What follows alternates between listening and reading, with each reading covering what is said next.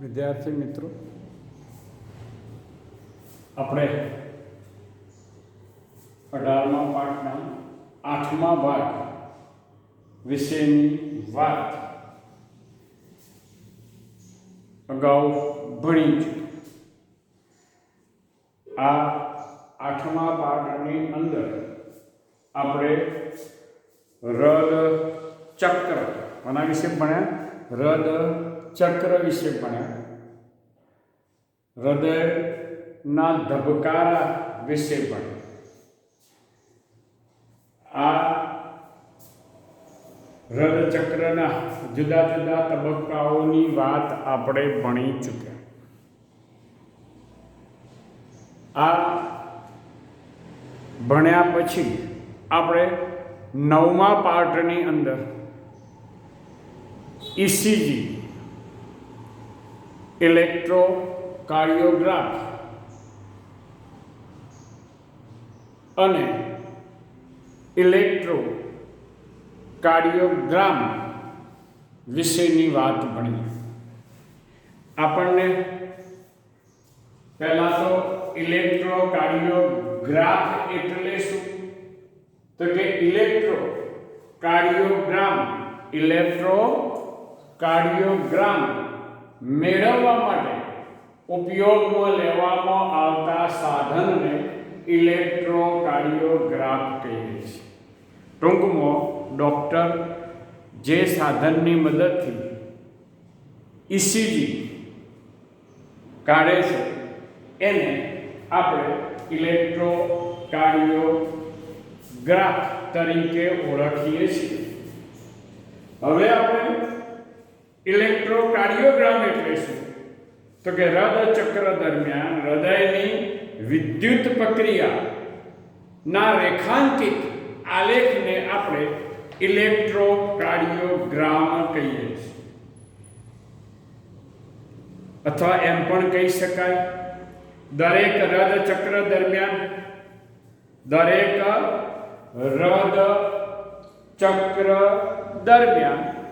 હૃદ સ્નાયુમાં પ્રેરાતા વીજકીય ફેરફારો શરીરની સપાટી પર વીજ ધ્રુવો એટલે કે ઇલેક્ટ્રોડને ગોઠવીને નોંધી શકાય છે. આવી નોંધણીને ઇલેક્ટ્રોકાર્ડિયોગ્રામ એટલે કે ECG કહે છે. આ શાના માટે ઉપયોગમાં લેવાતી પદ્ધતિ, તો કે હૃદયના સ્વાસ્થ્ય કે હૃદયની સ્વાસ્થ્ય સંબંધિત ખામીની ચકાસણી માટે ઉપયોગમાં લેવાતી એક અગત્યની પદ્ધતિ છે. જ્યારે કર્ણકો અને ક્ષેપકો સંકોચન પામે ત્યારે તેમાંથી વીજ પ્રવાહ સર્જાય છે, જે હૃદયથી શરીરના બધા અંગોમાં પ્રસરે છે. વીજ ધ્રુવોને શરીરના વિવિધ સ્થાનો પર ગોઠવવામાં આવે છે. સામાન્ય રીતે તેઓને કોડા અને ઘૂંટી પર મુકાય છે. આ વીજ ધ્રુવો વીજ પ્રવાહની અસરને નોંધે છે. આપણા ઘૂંટીના ભાગે, કાંડાના ભાગે અને છાતીના ભાગે પહેલા શું કરે છે, ECG કરવા માટે પહેલા જેલી જેવું પ્રવાહી લગાવી દેવાનું. એ જેલી જેવું પ્રવાહી લગાવી અને ઇલેક્ટ્રોડને ચોંટાડી દેવામાં આવે કે જેથી બહારથી હવા અંદર દાખલ થઈ શકે નહીં.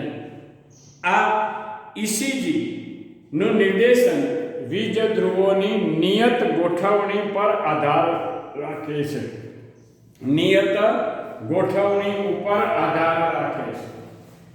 આપણે પ્રમાણભૂત ECG ખંડો વિશેની વાત કરીએ. કોની વાત કે પ્રમાણભૂત ECG ખંડો. પ્રમાણભૂત ECG ખંડો એટલે શું એની વાત કરીએ તો કે ECG નો દરેક ઉન્નત P થી T અક્ષરથી ઓળખવામાં આવે છે. ક્યાંથી? P થી T અક્ષર વડે દર્શાવવામાં આવે છે. તે હૃદયની વિશિષ્ટ વિદ્યુત ક્રિયાવિધિ સાથે સંકળાયેલ છે. એટલે કે હૃદયમાં સર્જાતા જે રાસાયણિક ફેરફારો છે એ ફેરફારો નોંધવાના કાર્ય સાથે સંકળાયેલ છે.